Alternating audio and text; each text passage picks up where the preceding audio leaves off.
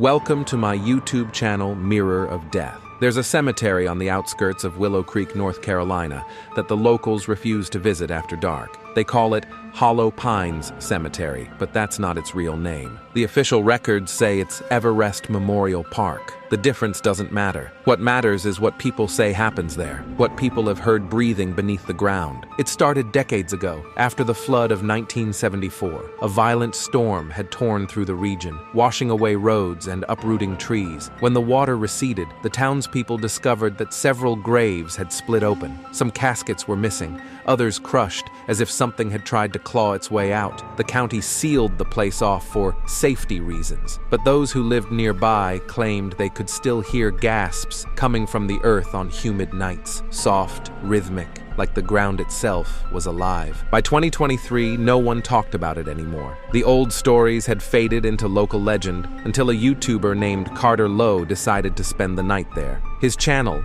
Urban Phantoms, was known for investigating haunted places that make the news. He had filmed abandoned hospitals, derelict houses, and even a morgue once, but nothing gave him the engagement he wanted. When a fan emailed him about the cemetery that breathes, he knew it was perfect. Carter arrived just after sunset, camera light flickering on as he stepped through the rusted gates. His cameraman, a quiet guy named Eli, followed behind. The grass was overgrown, the air heavy with the smell of damp soil and rot.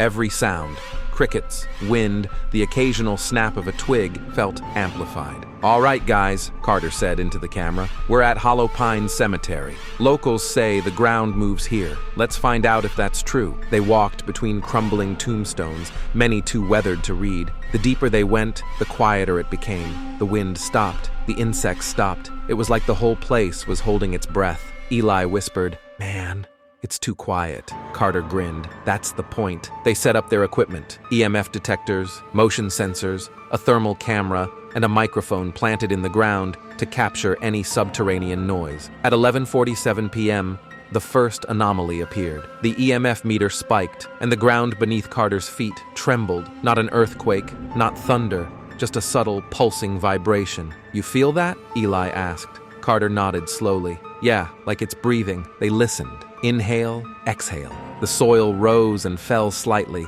like lungs expanding. Carter's voice shook as he whispered, "What the hell is that?" The microphone picked up the sound, wet, muffled, disturbingly human. Eli muttered, "We should go," but Carter refused. "If we leave now, we'll miss the good part." Around 12:30 a.m., fog rolled in from the woods, thick and white. The temperature dropped 20 degrees. The motion sensors began flashing one by one. Something was moving between the graves. The camera caught glimpses, shapes crawling low to the ground, too fast to focus on. Eli cursed. "There's something under the dirt." Then came the whispering, not from the air, from below, dozens of voices murmuring in unison, forming words that almost made sense. Carter leaned closer to one of the sunken graves, holding his mic near the soil. "What are you saying?"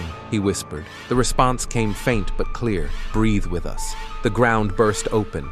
A pale hand shot out, fingers clawing at the air. Eli screamed, stumbling backward as another hand broke through, then another. Carter kept filming, frozen in terror and awe. "Oh my God," he said. "They're alive." But the things climbing out weren't alive. Their skin was gray, stretched tight over bone, their mouths hanging open as if gasping for air. They didn't make a sound, just that same rhythmic breathing that now filled the entire cemetery. Eli ran for the gate, but the fog had thickened into something solid. He couldn't see more than a few feet ahead. "Carter!" he shouted. "Where are you?" No answer. Only the sound of the earth exhaling. Then something grabbed his ankle. He looked down. A corpse was pulling itself from the ground, its eye sockets empty, its jaw trembling.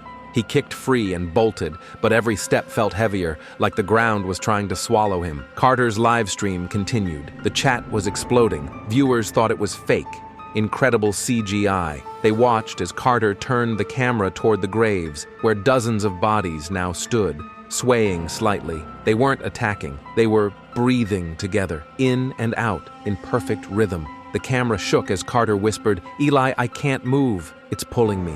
His feet sank into the soft soil up to his calves, then his thighs. He screamed, reaching out, but the fog swallowed him whole. The live stream cut to static at 3:03 a.m. When police found the site 2 days later, all the equipment was there. Tripods, lights, cameras, but no trace of Carter or Eli. The last frame of the recording showed the ground, still moving gently.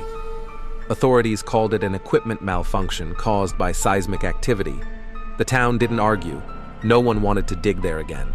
Months later, a hiker passing near the cemetery reported hearing voices. He said they were whispering a name, Carter. When he leaned closer to the fence, he swore he felt warm air against his face, like something beneath the soil was breathing out. Now the county has put up new signs. No trespassing, unstable ground. Locals say it's not the ground that's unstable.